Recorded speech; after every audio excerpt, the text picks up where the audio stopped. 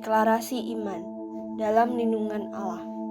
Orang yang duduk dalam lindungan yang maha tinggi dan bermalam dalam naungan yang maha kuasa akan berkata kepada Tuhan, tempat perlindunganku dan kubu pertahananku, Allahku yang kupercayai. Sungguh, dialah yang akan melepaskan engkau dari jerat penangkap burung, dari penyakit sampar yang busuk. Dengan kapaknya ia akan melindungi engkau. Di bawah sayapnya engkau akan berlindung. Kesetiaannya ialah perisai dan pagar tembok. Engkau tidak usah takut terhadap kedahsyatan malam, terhadap panah yang terbang di waktu siang, terhadap penyakit sampar yang berjalan di dalam gelap, terhadap penyakit menular yang mengamuk di waktu petang. Walau 1.000 orang rebah di sisimu dan 10.000 di sebelah kananmu, tetapi itu tidak akan menimpamu. Engkau hanya menontonnya dengan matamu sendiri dan melihat pembalasan terhadap orang-orang fasik. Sebab Tuhan ialah tempat perlindunganmu, yang maha tinggi telah kau buat tempat perteduhanmu. Malah petaka tidak akan menimpa kamu, dan tulah tidak akan mendekat kepada kemahmu. Sebab malaikat-malaikatnya akan diperintahkannya kepadamu untuk menjaga engkau di segala jalanmu. Mereka akan menatang engkau di atas tangannya, supaya kakimu jangan terantuk kepada batu. Singa dan ular tedung akan kau langkahi, engkau akan menginjak anak singa dan ular naga. Sungguh, hatinya melekat kepadaku, maka aku akan meluputkannya. Aku akan membentenginya sebab ia mengenal namaku. Bila ia berseru kepadaku, aku akan menjawab. Aku akan menyertai dia dalam kesesakan. Aku akan meluputkannya dan memuliakannya. Dengan panjang umur akan kukenyangkan dia, dan akan kuperlihatkan kepadanya keselamatan daripadaku. Amin.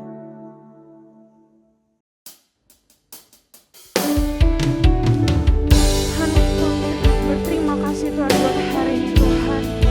Mengucap syukur Tuhan buat hari ini Tuhan. Atas kasih-Mu Tuhan, atas kemurahan-Mu Tuhan, atas penyertaan-Mu Tuhan.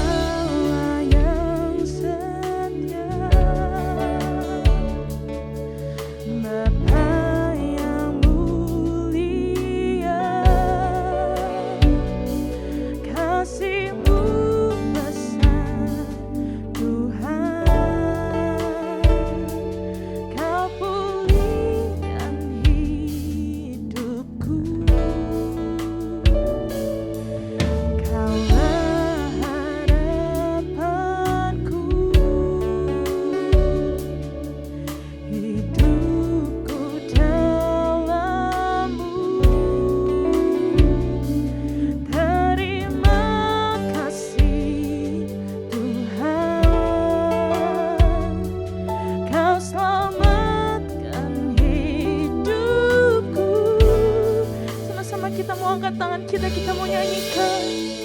Dengan apa akan ku balas Yesus segala kebaikanmu, segenap hatiku menyembahmu Yesus. Ku bersyukur padamu selama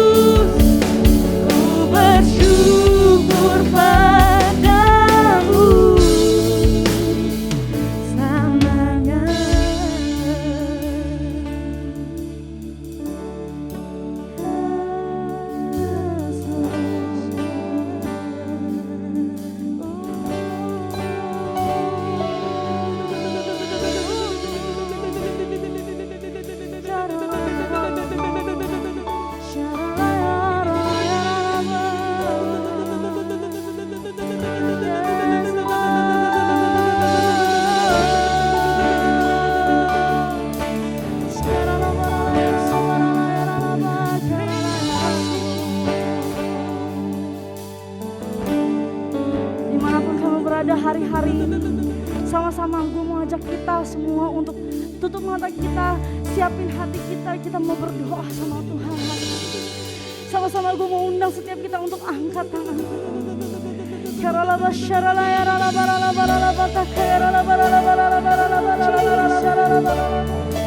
Bapak, ini setiap kami Tuhan Yesus. Ini setiap kami anak-anakmu Tuhan Yesus hadir Tuhan Yesus. Dengan satu kerinduan kami mau ketemu sama Tuhan hari-hari ini. Tuhan, kami mau angkat suara kami Tuhan Yesus, kami mau angkat doa dan sembah kami. Kami mau menyerahkan bangsa kami ke dalam tangan Tuhan. Kami mau menyerahkan pemerintahan yang ada di dalam tangan Tuhan. Biar apapun yang terjadi hari-hari ini semua seturut dengan kehendak Tuhan terjadi atas bangsa kami. Kami mau berkati Tuhan Yesus presiden kami, jajaran pemerintahan dari paling tinggi sampai paling rendah Tuhan Yesus. Biar apapun Tuhan Yesus yang mereka kerjakan hari-hari ini Tuhan, boleh ada hikmat maripat daripada Tuhan, boleh ada hikmat maripat daripada Tuhan atas setiap mereka. Terima kasih Bapak, terima kasih Tuhan Yesus. Lalu Bapak, kami berdoa buat kesehatan yang ada di Indonesia Tuhan Yesus. Kami mau katakan Tuhan Yesus, di dalam nama Tuhan Yesus ada darah Tuhan yang mengalir ke setiap kami. Ada kesehatan dari ujung kepala kami sampai ujung kaki kami Tuhan Yesus. Tidak ada satupun yang terlewat Bapak. Terima kasih Bapak, terima kasih Tuhan Yesus. Gak lupa kami berdoa buat setiap keluarga-keluarga yang ada Bapak. Setiap keluarga-keluarga yang ada Tuhan Yesus. Tuhan, kami berdoa Tuhan Yesus, biar Tuhan yang terus ikat mereka dengan tali kasih-Mu. Biar Tuhan yang terus berat hubungan mereka Tuhan Yesus. Biar setiap keluarga demi keluarga boleh terus jadi berkat bagi orang-orang banyak di luar sana. Terima kasih Bapak, terima kasih. Kami juga mau berdoa bagi generasi muda-Mu Tuhan Yesus. Biar di akhir-akhir zaman ini Tuhan Yesus, kami boleh terus maju Tuhan Yesus. Tuhan boleh bangkitin setiap iman yang mulai lemah Tuhan Yesus. Biar kami boleh lebih on fire lagi buat Tuhan hari-hari ini Bapak. Terima kasih Tuhan Yesus, terima kasih. Gak lupa kami berdoa buat gereja kami Tuhan Yesus. Berdoa buat pemimpin gereja kami. Tuhan Yesus, kami percaya Tuhan Yesus ada otoritas daripada Allah. Ada hikmat daripada Allah untuk setiap mereka memimpin setiap kami Tuhan. Terima kasih Bapak, terima kasih. Kami percaya Tuhan Yesus, lawatan-Mu ajaib bagi setiap kami. Thank you Lord, thank you Lord, thank you Jesus. Yes Tuhan.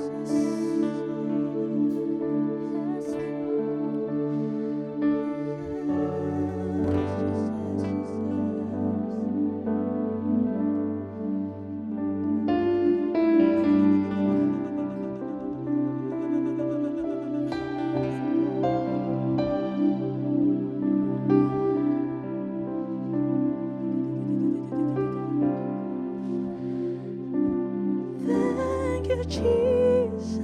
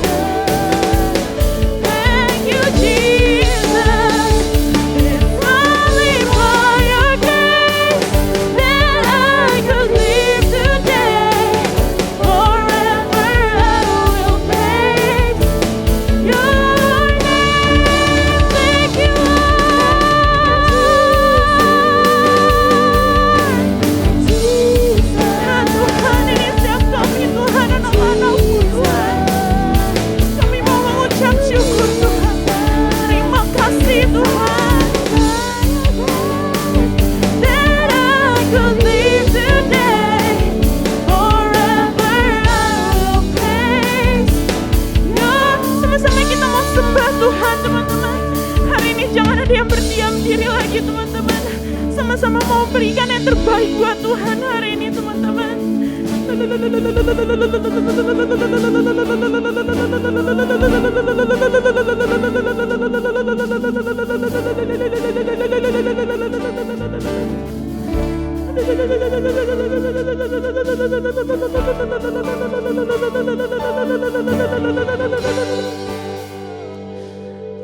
Tuhan, thank you Tuhan buat hari ini Tuhan. Jesus, thank you Lord.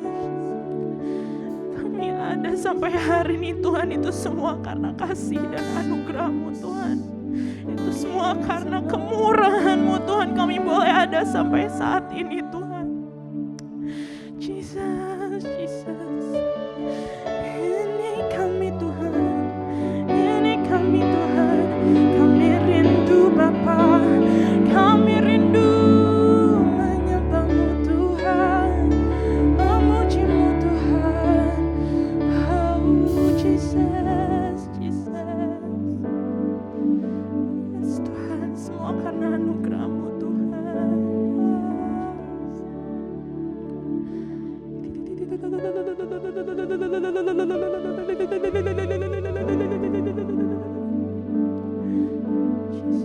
Jesus, Jesus.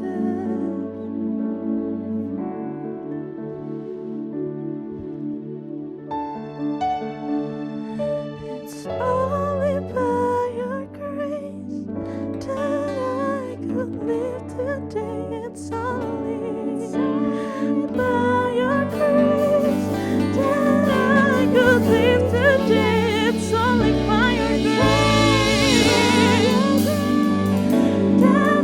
It's only by your grace. It's only by your grace that it's only by your grace. Yes, Jesus, that I could live today forever. God, I will praise your name.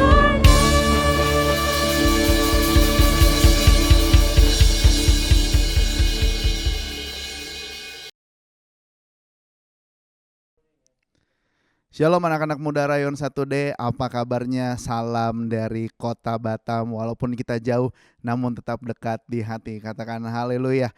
Mari kita buka sama-sama di dalam doa. Tuhan Yesus, kami mengucap syukur, kami akan mendengarkan isi hati-Mu.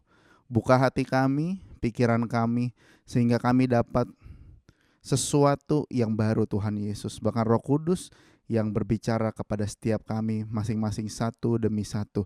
Terima kasih Tuhan, kami mengucap syukur di dalam nama Tuhan Yesus. Haleluya, amin. Nah teman-teman yang dikasihi oleh Tuhan, apa kabarnya? Nggak berasa kita udah di bulan 10, bahkan di minggu terakhir di bulan 10. Wow, sama-sama katakan wow. Apa yang terjadi hari-hari ini di sekitar kita? Walaupun begitu berat pandemi yang harus kita lalui, tapi puji Tuhan sampai dengan hari ini semuanya keadaan semakin baik. Everything getting better sampai dengan hari ini. Nah, hari ini saya diberikan tema yaitu buah roh yang kelima, yaitu kemurahan. Nah, namun saya mengambil satu judul yang berjudul God's Map or Mind's Map Focus. Nah, teman-teman, apa itu Mind's Map? Mind's Map adalah aplikasi untuk mengurutkan pikiran kita. Biasanya kalau kita mau bikin sesuatu, kita biasanya punya Mind's Map-nya terlebih dahulu. Kira-kira denah pikirannya seperti apa. Nah, itu biasanya aplikasi untuk mengurutkan pikiran kita. Saya akan mulai dari Galatia 5 ayat 22. Dibilang seperti ini, tetapi buah roh ialah kasih, sukacita, damai sejahtera, kesabaran, dan yang kelima yang akan kita bahas adalah kemurahan. Tidak ada hal yang menentang hukum ini, bahkan hukum Taurat pun tidak. Nah, kalau di terjemahan The Passion Translation dikatakan life full of virtue. Hidup yang dipenuhi dengan kebaikan Tuhan. Wow, sama-sama katakan wow. Kindness atau kebaikan atau kemurahan. Teman-teman yang dikasihi oleh Tuhan, kemurahan yang Tuhan berikan itu harus terpancar dari kehidupan kita hari-hari ini. Kalau kita lihat sekeliling kita, kita adalah generasi muda, generasi Yeremia yang Tuhan sudah anugerahkan begitu banyak berkat, begitu banyak hal di dalam kehidupan kita yang baik. Karena itu hari-hari ini Tuhan mau kita supaya kita spread the goodness of God. Kita menyebarkan kebaikan dan kemurahan Tuhan lewat kehidupan kita. Filipi 2 ayat yang keempat berkata seperti ini. Dan janganlah tiap-tiap orang hanya memperhatikan kepentingannya sendiri, tetapi kepentingan orang lain juga. Catat, banyak anak-anak di luar sana yang hari-hari ini semakin egois dengan keadaan pandemi seperti ini. Hari-hari ini kita diuji apakah kita benar-benar tulus mengasihi sesama atau tidak. Karena keadaan semakin sulit, walaupun sekarang udah getting better, tapi kondisi masih banyak orang-orang yang sulit. Nah, ketika kita sulit, kita benar-benar diuji. Apakah kita benar-benar tulus mengasihi orang lain atau tidak. Nah, ketika kita berkata between God's map or mind's map, God's map adalah peta yang Tuhan sediakan, yaitu firman Tuhan. Firman Tuhan yang kita baca setiap hari itu yang akan menuntun seluruh kehidupan kita. Hari-hari ini ketika kita berbicara tentang mind's map or God's map, kita harus mengerti bahwa God's map adalah firman Tuhan. Firman Tuhan bertolak belakang sama pikiran kita. Mind's map adalah pikiran kita untuk menuju kesuksesan dengan cara kita. Nah, sedangkan God's map adalah kunci untuk menuju kepada kesuksesan menurut Tuhan, menurut caranya Tuhan. Kemurahan menurut caranya Tuhan dan kemurahan menurut dunia ini itu sangat berbeda. Kebaikan menurut dunia ini berbeda, kebaikan menurut Tuhan berbeda. Nah, hari ini kita akan belajar dari 3 tokoh Alkitab dengan cepat, dengan singkat. Yang pertama, kita akan belajar dari seorang yang saleh dan kaya. Seorang yang miskin, seorang raja, namun mengalami hal yang serupa. Are you ready? Bilang kiri kananmu, are you ready? Nah, yang pertama, belajar dari seorang yang bernama Ayub. Pasti kita udah tahu sama-sama cerita Ayub seperti apa. Pasal 3 sampai 41. Mind's map Ayub, pikiran Ayub mengarahkan supaya Ayub fokus kepada nasibnya. Lalu Ayub mulai berpikir bahwa kelahirannya adalah sebuah kesalahan. Ketika kita fokus kepada mind's map atau kepada pikiran kita, kita hanya terfokus kepada diri kita sendiri.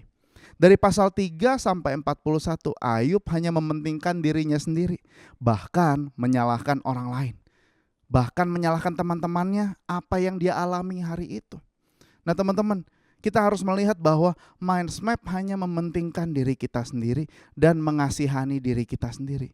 Waktu dia mulai melihat ke God's map, which is ke firman Tuhan, dia tahu bahwa dia harus mulai mementingkan diri orang lain.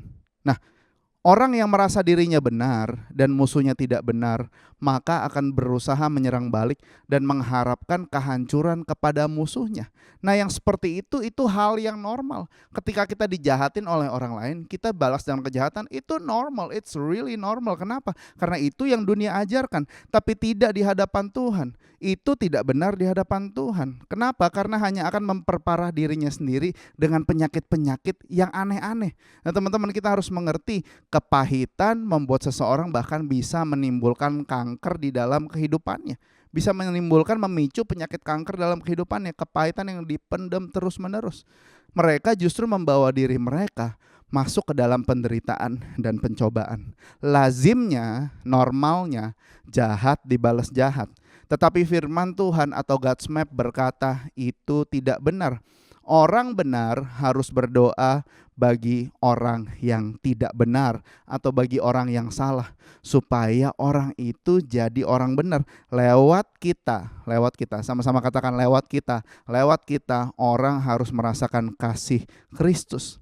Nah, menurut dunia, kasih itu gak lazim, kasih itu gak benar. Kasih itu bersyarat, tapi lewat Tuhan mengajarkan kita bahwa kasih itu tidak bersyarat. Itulah yang Tuhan ajarkan. Seperti Ayub, dari fokus kepada dirinya sendiri, sekarang dia mulai berdoa untuk teman-temannya setelah kejadian berlalu. Sampai di pasal yang ke-42. pasal yang ke-42 dibilang seperti ini. Perhatikan, ketika Ayub sampai ke yang namanya point of return, dia mengadakan pembalikan atas dirinya yang tadinya dia terfokus sama diri sendiri. Sekarang dia mulai fokus kepada teman-temannya. Dia mulai berdoa, mengatakan hal-hal yang baik kepada teman-temannya. Lihat apa yang terjadi di ayat 42. Lalu Tuhan memulihkan keadaan Ayub setelah ia meminta doa untuk sahabat-sahabatnya. Dan Tuhan memberikan kepada Ayub 2 kali lipat dari segala kepunyaannya yang dahulu. Katakan, wow, amin, luar biasa. Teman-teman, kita lihat di poin pertama ini, belajar dari Ayub. Ketika dia tidak mementingkan dirinya sendiri, yang tadinya dia mengalami hal yang gak enak, hal yang pahit, membuat dirinya sangat-sangat tidak enak. Bahkan sampai di pasal 41 kita lihat perjalanan Ayub begitu panjang. Sampai di pasal 42 dia mulai sadar bahwa yang dia lakukan sebelumnya gak benar. Dia mulai berdoa buat teman-temannya. Dia mengalami berkat double portion. Yang mau katakan amin. Terjadi pemulihan hubungan, dan ini indah sekali.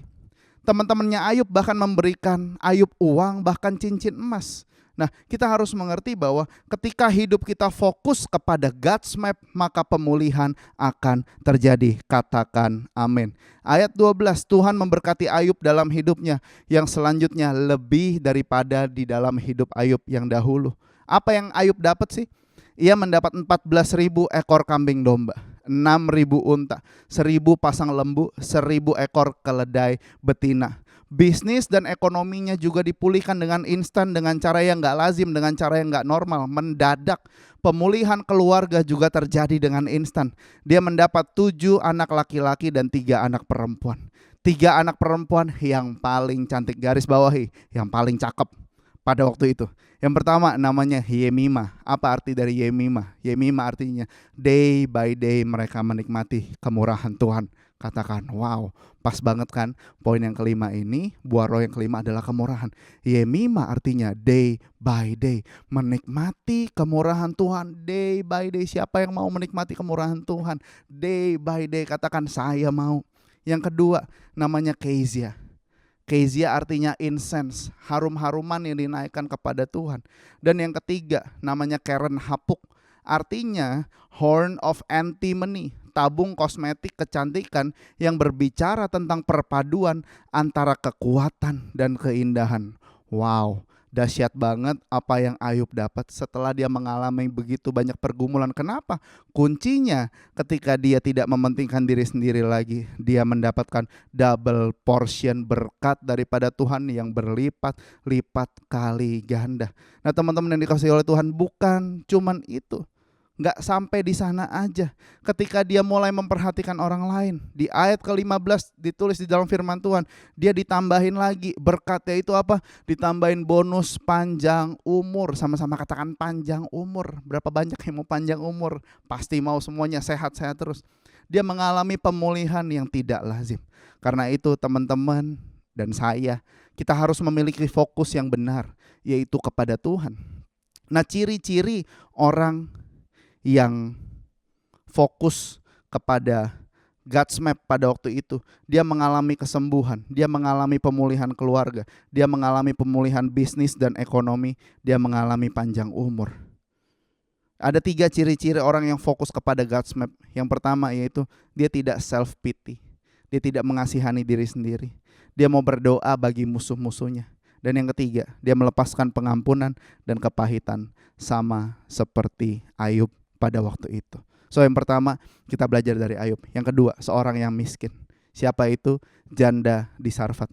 1 Raja-Raja 17 ayat 13. Pada waktu itu, kematian yang sudah di depan mata oleh janda di Sarfat itu. Pada waktu itu Elia datang ketika keadaan dia sedang mengalami kondisi yang kelaparan, janda di Sarfat itu dengan seorang anaknya. Tiba-tiba Elia datang out of nowhere, gak kenal sama janda ini. Dan dia bilang, bawalah dulu sepotong roti bundar kecil ini bagiku, barulah engkau dengan anakmu makan. Teman-teman, apa yang diminta Elia gak masuk akal. Kenapa? Karena dia tahu bahwa ini persediaan makanannya yang terakhir. Kalau ini habis dia makan, dia tinggal menunggu waktunya untuk mati, karena udah gak ada lagi persediaan makanan.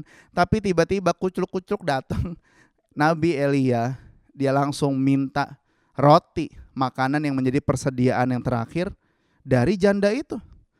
Dan apa yang janda itu lakukan? Mindmap janda, pikiran janda itu mengarahkan dia untuk fokus kepada dirinya dan anaknya. Dia tahu bahwa dia harus menghidupi anaknya. Namun apa faktanya? Kematian sudah tinggal esok hari. Tidak ada pengharapan. Semuanya berkekurangan. Ketika kita fokus kepada mindmap atau pemikiran kita, itulah yang akan terjadi. Tapi ada pembalikan ketika dia mendengarkan God's map dari Elia. Dia mulai mengalihkan fokusnya. Dia mulai mengalihkan fokusnya dari mindmap ke God's map. Dia memberikan sesuai dengan apa yang diminta Elia. Sesuatu yang unexpected dia berikan buat Elia. Persediaan terakhir dia berikan buat Elia.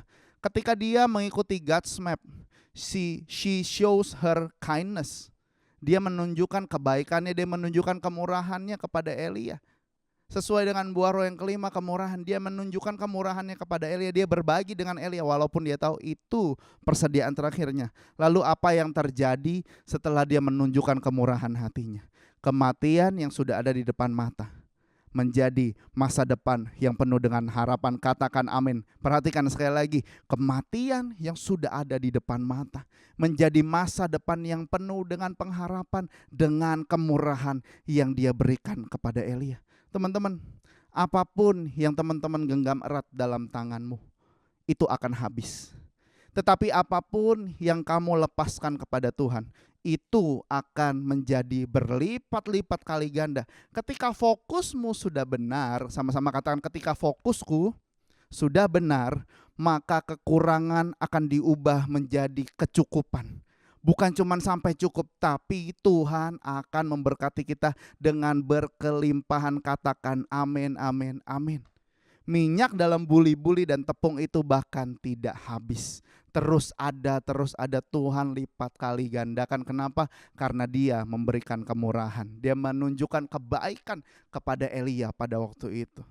Maka alihkan fokusmu. Katakan alihkan fokusmu. Itu yang kedua. Dan yang ketiga, yang terakhir. Kita belajar dari seorang raja yang bernama Daud. Kita tahu bahwa Daud adalah the greatest king of Israel pada waktu itu.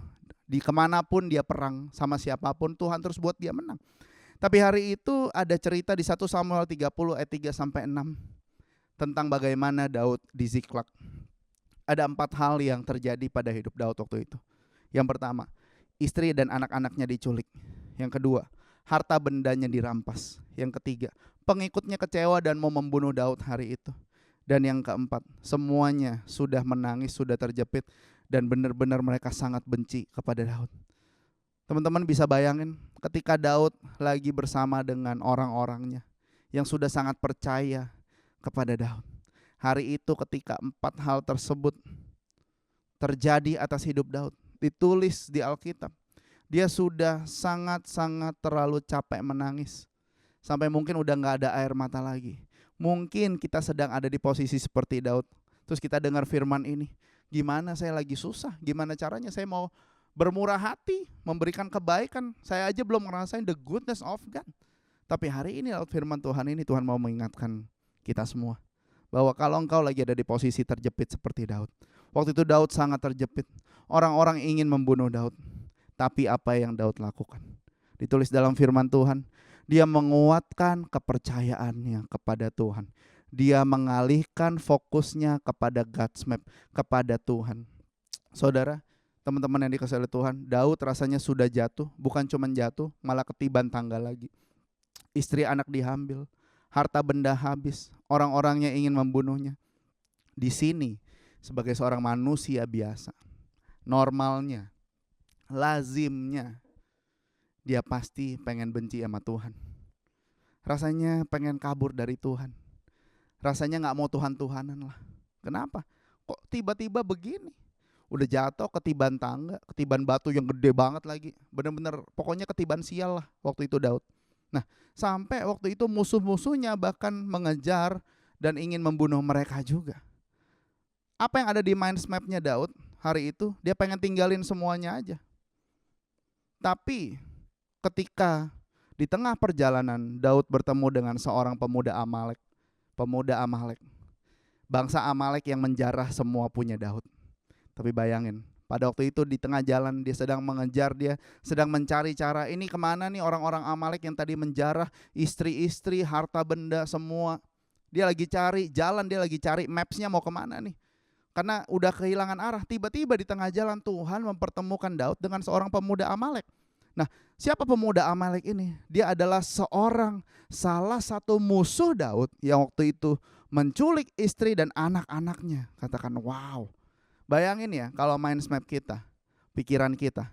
Kamu lihat orang ini yang mencuri dan membunuh dan menjarah semua apa yang kamu punya. Kira-kira apa yang kamu pikirin? Pasti rasanya kita pengen bunuh dia juga. Kita benci banget sama orang ini, bagaimanapun dia harus mati. Tapi waktu itu fokus Daud berubah. Dia menggeser urgent matter menjadi important. Garis bawahi. Dia menggeser urgent matter menjadi important. Urusan keluarganya digeser. Kenapa digeser? Yang luar biasanya untuk ngapain? Untuk merawat terlebih dahulu orang ini. Musuhnya ini yang gak dia kenal. Ini tidak lazim, ini gak normal. Daud memberikan kemurahan hatinya buat orang ini. Tapi waktu itu dia gak tahu, karena di padang gurun dia gak tahu kemana musuhnya pergi. Tidak ada jejak. Coba hari itu kalau Daud marah besar, dia ambil pedangnya, dia tusuk orang itu, dia bunuh orang itu karena dia udah mengalami kepahitan yang begitu dalam.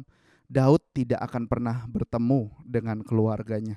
Tapi karena hari itu dia alihkan fokusnya dari kebencian menjadi kemurahan.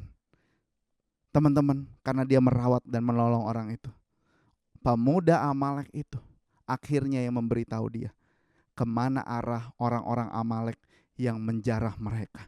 Dia akhirnya tahu kemana musuhnya pergi. Dan dalam waktu singkat, dalam waktu 1 malam, katakan 1 malam. Wow, cepet banget. Tuhan membalikkan semuanya. Dia bertemu dengan keluarganya dan mengalahkan musuh-musuhnya orang-orang Amalek pada waktu itu. So dari sini kita belajar apa? Teman-teman yang dikasihi Tuhan, apa yang sedang engkau kejar dalam hidupmu hari ini?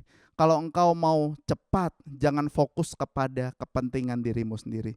Justru dalam kekuranganlah engkau akan melihat mujizat yang besar. Katakan amin.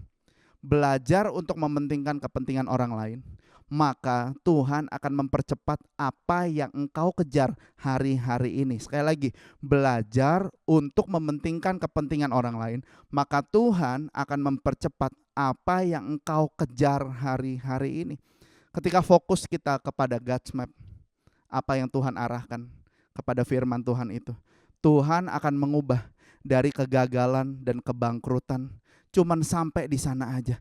Tapi setelah fokus kita berubah, maka keadaan gagal dan bangkrut akan stop sampai di situ. Dan next step, langkah berikutnya adalah sukses yang unusual. Katakan amin, amin, amin. Unusual success akan mengikuti kita ketika kita memberikan kemurahan. Hari ini kita belajar. Izinkan Tuhan terkadang mengintervensi, mengambil alih kehidupan kita. Berani gak kita izinkan Roh Kudus mengintervensi kehidupan kita, mengambil alih fokus kita dari yang tadinya main map memikirkan diri sendiri menjadi memikirkan kepentingan orang lain, kepentingan orang banyak. Kita udah belajar 3 dari 3 tokoh Alkitab, Ayub, janda di Sarfat, dan seorang raja yang bernama Daud.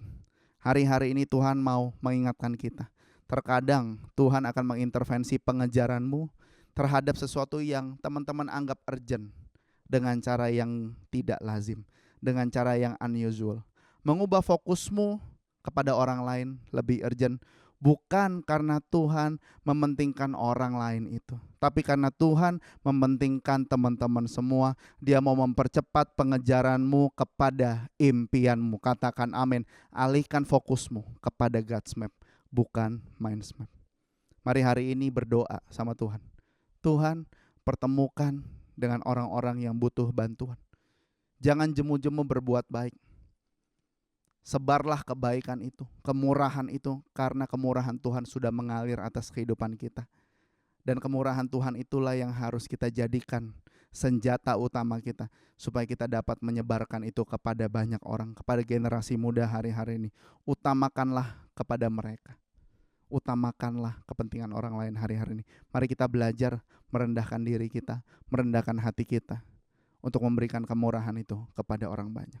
Saya berdoa firman Tuhan ini menegur, mengingatkan kita, dan merubah pola pikir, mindset kita, bahkan hati kita, untuk kita lebih fokus kepada Tuhan. Apa yang Tuhan mau, bukan apa yang kita mau. Mari kita bersatu dalam doa. Bapa yang baik, kami mengucap syukur untuk firman-Mu hari ini. Tuhan, Engkau begitu baik. Kebaikan-Mu memenuhi kehidupan kami.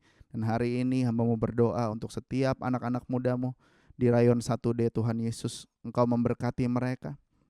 Berkati setiap pemimpin, leader yang ada di JC dan di Youth Tuhan. Bahkan setiap jemaat yang mendengarkan firman-Mu hari ini, kami percaya mereka semua dipenuhi dengan buah roh. Dan hari ini buah roh tentang kemurahan, biarlah kemurahan itu, kebaikan itu mengalir di dalam kehidupan mereka hari-hari ini. Kami sungguh mengucap syukur kalau Tuhan Yesus ada teladan yang paling sempurna yang harus kami ikuti. Kalau Tuhan memberikan kemurahan demi kemurahan bagi banyak-banyak orang yang dijumpai. Hari ini kami juga mau berdoa, Tuhan juga merubah hati kami penuh dengan kemurahan, penuh dengan kebaikan Tuhan, supaya kami bisa menjadi perpanjangan tangan Tuhan hari-hari ini bagi generasi muda, dimanapun kami berada, bagi keluarga kami, bagi teman-teman kami, bagi saudara-saudara kami, bahkan bagi pemimpin rohani kami, bagi adik-adik rohani kami, bahkan bagi anak-anak rohani kami. Biarlah semua orang mengecap kebaikan Tuhan lewat kehidupan kami.